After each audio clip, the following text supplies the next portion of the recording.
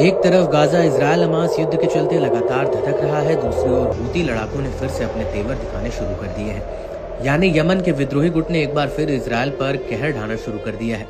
शुक्रवार तड़के हूती लड़ाकों ने सेंट्रल इजरायल और वेस्ट बैंक में हवाई हमले किए। इससे इजरायल के कई इलाकों में मिसाइल हमले के अलर्ट सायरन जोरों से बजने लगे। इजरायली मीडिया की माने तो सुबह करीब 4:30 बजे हूती लड़ाकों की मिसाइल इजरायली एयर स्पेस में दाखिल हुई, जिससे प्रमुख बस्तियों, शहरों और कब्जे वाले इलाकों में लोगों में हड़कंप मच गया।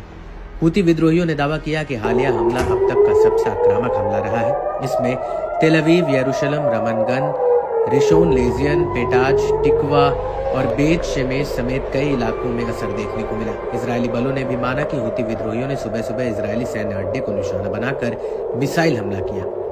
हालांकि हूती लड़ाकों के दावों से इतर इजरायली रक्षा बलों ने कहा कि एयर डिफेंस सिस्टम ने यमन से आई मिसाइलों को मार गिराया है।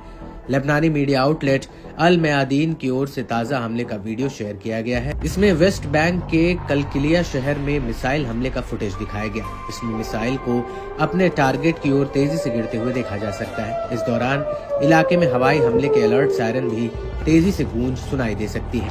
साथ ही लोगों की जान बचाकर भागने की चीख पुकार भी सुनाई दे रही है। बता दें कि यमन के लड़ाकों ने हाल के दिनों में इजरायली ठिकानों पर अपने हमलों को बढ़ाया है। इसमें लंबी दूरी की मिसाइलें और ड्रोन शामिल हैं। माना जा रहा है कि हूतियों के हमले से इजरायली लोगों के डर और खौफ के दिन फिर से शुरू हो गए हैं। एयर डिफेंस सिस्टम का ताव दिखाने वाले इजरायल पर अब आए दिन हूतियों की मिसाइलें घुसपैठ कर रहे हैं। हूती विद्रोहियों की अपने घर में ही तैयार खतरनाक मिसाइलों ने अब इजरायल के एयर डिफेंस सिस्टम की काट निकाल ली है। इससे हूतियों के हमलों को Israeli air defence system intercept नहीं कर पाता है।